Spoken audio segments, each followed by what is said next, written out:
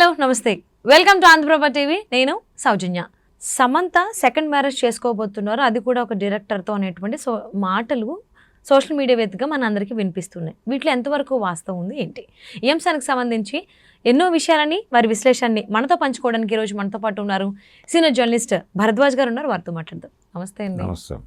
సమంత అందరూ ముద్దుగా శామ్ అని పిలుచుకుంటారు. సో వాళ్ళు చైతు శామ్ డివోర్స్ అన్నప్పుడే చాలామంది ఫ్యాన్స్ ఫీల్ అయ్యారు. సో ఇప్పుడు పెళ్లి చేసుకున్నారు చైతన్య గారు, దట్స్ ఫైన్. ఇప్పుడు సమంత కూడా అదే బాటలో అడుగులు వేయబోతున్నారు, ఒక డైరెక్టర్ని అమ్మి పెళ్లి చేసుకోబోతున్నారు అని కామెంట్స్ వినిపిస్తున్నాయి. వీటిలో వాస్తవం ఎంతవరకు ఉంది అంటారు? అంటే హ్యూమన్ రిలేషన్స్లో స్పెక్యులేట్ చేసి మాట్లాడుకోవటం అనేది ఒక కల్చర్గా మారిపోయింది, పర్టికులర్గా సోషల్ మీడియాలో. అంటే ఎవరితోనైనా సన్నిహితంగా కనిపిస్తే అక్కడ లేదు, ఎవరితోనైనా ఎక్కువ వర్క్ చేస్తుంటే వీళ్ళు అటువైపు ఉన్నారు అన్న పద్ధతిలో వార్తలు రాసేయటం అనేది ఒక ప్రాతిపదికగా మారిపోయింది, ఒక సిస్టమ్గా మారిపోయినటువంటి ఒక విచిత్రమైన పరిస్థితిలో ఉన్నాం మనం. అందుకని ఇప్పుడు ఇదొక స్పెక్యులేషనే, ఇది సీరియస్గా. అంటే మ్యారేజ్ చేసుకుంటే చేసుకోవచ్చు, వాళ్ళు ఓపెన్గానే చెప్తారు కదా, అదేమి దాచిపెట్టి చేసుకునే వ్యవహారం కాదు కదా. పెళ్ళి అనేది ఓపెన్గా ప్రపంచానికి చెప్పి చేసుకునే వ్యవహారమే, కాబట్టి స్పెక్యులేషన్స్ అక్కర్లేదు ఆ ఏరియాలో. కానీ రకరకాల ఇప్పుడు ప్రారంభంలోనే డివోర్స్ అయిపోయిన ఇమ్మీడియట్గానే రకరకాల ఫోటోలు సర్క్యులేట్ అయినాయి బయట. ఆవిడ హెయిర్ స్టైలిస్ట్తో కూడా ఫోటోలు కొన్ని పెట్టి అతన్ని పెళ్లి చేసుకోబోతోందని కూడా వార్తలు చదివాం మనం. ఇలా రకరకాల రూమర్స్. ఇప్పుడు ఆవిడ చేసినటువంటి ఫ్యామిలీ మ్యాన్ డైరెక్టర్ ఉన్నాడు ఒక అతను, అతనితో మాట్లాడేశారు. ఇలా రకరకాల రిలేషన్స్ పెట్టేసి ఆల్రెడీ చాలా వార్తలు నడిచినాయి. ఇప్పుడు శోభిత నాగ చైతన్య వాళ్ళు సెటిల్ అయిపోతున్నారు కాబట్టి లైఫ్లో ఇటువైపు ఏమిటి అని ఈవిడ మధ్యలో ఏదో ఇంటర్వ్యూలో ఒక మాట అన్నారు.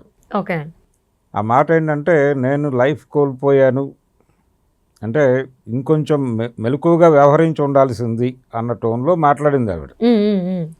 అంటే ఆవిడ తన పర్సనల్ ఒపీనియన్ చెప్పింది, అక్కడ నాగ చైతన్యనో మరొకరినో టార్గెట్ చేస్తూ మాట్లాడింది కాదు.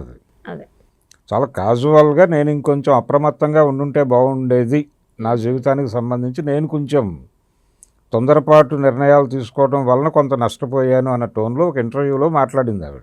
అంటే అది కేవలం ఈ పర్సనల్ ఇష్యూ ఏదైతే ఉందో మ్యారేజ్ది, దాన్ని ఉద్దేశించే అని అనుకోవాలా? ఏదైనా కావచ్చు, లేకపోతే కెరీర్ పరంగా అనుకో. ఆవిడ ప్రారంభంలో, ఆవిడ ఇంకా నాగ చైతన్యం పెళ్లి చేసుకోవడానికి ముందు ఒక ఇంటర్వ్యూ ఇచ్చారు.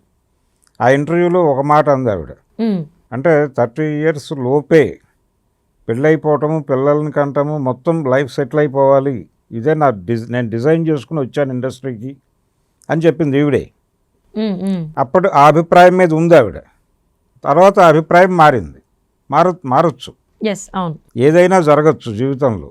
ఒక స్టాండ్ మీద ఉంటారు అని అనుకోవడానికి లేదు, ఎప్పటి అవగాహన అప్పుడే. ఆ ధోరణిలో దాన్ని, ఆ స్టేట్మెంట్ని ఈ స్టేట్మెంట్ని కంపేర్ చేసి ఒక కథనం రాయటం అనేది ప్రోగ్రామ్గా మారిపోయింది. అట్లా ఇది కూడా స్పెక్యులేషన్. ఇప్పుడు ఈ డైరెక్టర్తో ఆవిడ పెళ్లి చేసుకోబోతున్నారు అనేది కూడా ఒక స్పెక్యులేషనే. ఒకవేళ దీనిలో ఏ మాత్రం వాస్తవం ఉన్నా ఓపెన్గా చెప్పేసుకుంటారు వాళ్ళు. పెళ్ళి అనేది ప్రపంచానికి విషయం తెలియటం కోసం చేసుకునేటువంటి ఒక క్రతువు, అందుకని ఆ ఏరియాలో దాచిపెట్టేది ఏమి ఉండదు. కాకపోతే ఒక సోషల్ మీడియా కావచ్చు, ప్రధాన స్రవంతిలో ఉన్నటువంటి మీడియాలో కూడా ఈ ప్రాబ్లం మొదలైంది. అక్కడ కూడా ఈ స్పెక్యులేషన్స్ మీదే కథ నడుస్తోంది. జనాల్లో ఒక క్యూరియాసిటీ ఉంది, పర్టికులర్గా ఇక్కడ నాగ చైతన్య ఎప్పుడైతే టాపిక్లోకి వస్తాడో, ఇప్పుడు ఆయన తండేల్ సినిమాతో ఒక హాట్ టాపిక్గా ఉన్నాడు. అవును, శోభిత అతని మీద వార్తలు సర్క్యులేట్ అవుతున్నాయి. అవటం మాత్రమే కాదు, వాటికి కన్జ్యూమర్స్ ఉన్నారు, బాగా కన్జ్యూమ్ అవుతున్నాయి ఆ వార్తలు. సో ఈ టైంలో సమంతకు సంబంధించిన ఒక వార్త కన్జ్యూమ్ అవుతుంది కాబట్టి మార్కెట్ స్ట్రాటజీలో భాగంగా ఈ స్పెక్యులేషన్ పట్టుకొచ్చారు. ఓకే, అంతకుమించి అక్కడ ఏదో వాస్తవం ఉంది, వాళ్ళిద్దరూ పెళ్లి చేసుకోబోతున్నారు, ఇవన్నీ కూడా కాదు. అటువంటిది ఏదన్నా ఉంటే వాళ్ళు ఓపెన్గానే చెప్తారు. అవును, అనౌన్స్మెంట్ పబ్లిక్గానే చేస్తారు వాళ్ళు. బట్ అంటే సమంత అంటే ఇన్ కేస్ రిలేషన్షిప్ విషయానికి వస్తే కానీ, లేదంటే ఒక మ్యారేజ్కి సంబంధించి ఏమన్నా ఎప్పుడైనా అడిగినప్పుడు పబ్లిక్లో, అంటే మీడియా పరంగా ఎప్పుడైనా అంత సుముఖంగా ఉన్నట్టుగా ఎక్కడ అనిపించట్లేదు. దాన్ని స్కిప్ చేయడమో, లేకపోతే దాన్ని నాకు ఇంట్రెస్ట్ లేదు అని చెప్పడమో, అనే అర్థం వచ్చేటువంటి మాటలు ఆవిడ మాట్లాడుతున్నారు. అంటే ఇంత అతి త్వరలో ఆవిడ మ్యారేజ్లోకి వెళ్తారు అని అనుకోవచ్చా? అజంప్షన్ అనుకోవచ్చా? అంటే మ్యారేజ్ అనేది పూర్తిగా పర్సనల్ వ్యవహారం. అయితే ఆవిడకి ఈ డివోర్సు, ఈ హడావిడి అంతా గొడవ అయిపోయిన తర్వాత అనారోగ్యం మొదలైంది. అవును. ఈ అనారోగ్యం మొదలై దానిలో నుంచి ఇప్పుడిప్పుడే సెటిల్ అయి బయటపడుతోంది ఆవిడ. పడి కెరియర్ మీద ఫోకస్ చేయాలి అనేటువంటి ఐడియాతో ఉంది ఆవిడ. ఉండి ఇప్పుడు వెబ్ సిరీస్లోకి వెడుతోంది ఆవిడ ఆల్రెడీ. దాంతోపాటు 2-3 సినిమాలు చేయాలి అనేటువంటి దీంతో కూడా ఆవిడ సబ్జెక్టులు వింటున్నారు. అది నడుస్తోంది. కెరియర్ పరంగా తను నిలబడాలి అని చెప్పి ఆవిడ తమిళ ఇండస్ట్రీలోనూ ప్రయత్నం చేస్తున్నారు, ఇక్కడ ప్రయత్నాలు జరుగుతున్నాయి. దీని మీద ఫోకస్డ్గా ఉంది ఇప్పుడు ఆవిడ. పెళ్లి చేసుకోవటం అనేది తర్వాత సెకండరీ వ్యవహారం. ఓకే. ముందు ఇక్కడ తన ఒక రకంగా సెకండ్ ఇన్నింగ్స్ అనాలి దీన్ని. ఈ సెకండ్ ఇన్నింగ్స్ని ప్రాపర్గా ప్లాన్ చేసుకున్న తర్వాతే ఆ పర్సనల్ లైఫ్కి సంబంధించి ఆలోచించాలి అనేటువంటి మూడ్లో ఉండటం వలన ఎవరు ఈ ప్రశ్న లేవనెత్తినా కానీ ఆవిడ పాస్ అంటోంది. అవును. నో కామెంట్ అనే పద్ధతిలో వెళ్ళిపోతుంది ఆవిడ. కారణం ఇదే. అంటే ఆవిడ ప్రధానమైన ఫోకస్ అక్కడ ఉంది. ఆవిడకి మధ్యలో ఈ అనారోగ్యంతో వచ్చినటువంటి ఇబ్బందితో కొన్ని ప్రాజెక్టులు వదిలేసుకోవాల్సి వచ్చింది ఆవిడ.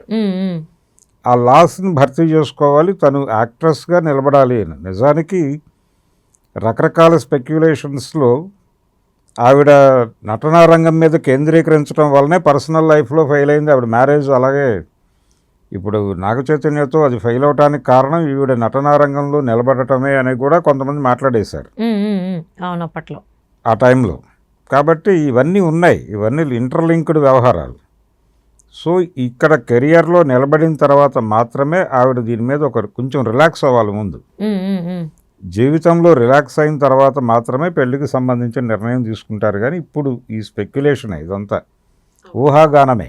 సో అయితే ఇంకొన్ని రోజులు సమంత అయితే సింగిల్గానే ఉంటారు, ఫోకస్ అంతా కెరీర్ మీదే ఉంటుంది అంతే. సో విల్సీ అండి, తను ఇంకొంచెం హెల్దీగా ఉండి ఇంకొన్ని సినిమాలతో అందరికీ దగ్గర అవ్వాలని కోరుకుందాం. Thank you so much Varadaraju garu. Thank you అండి.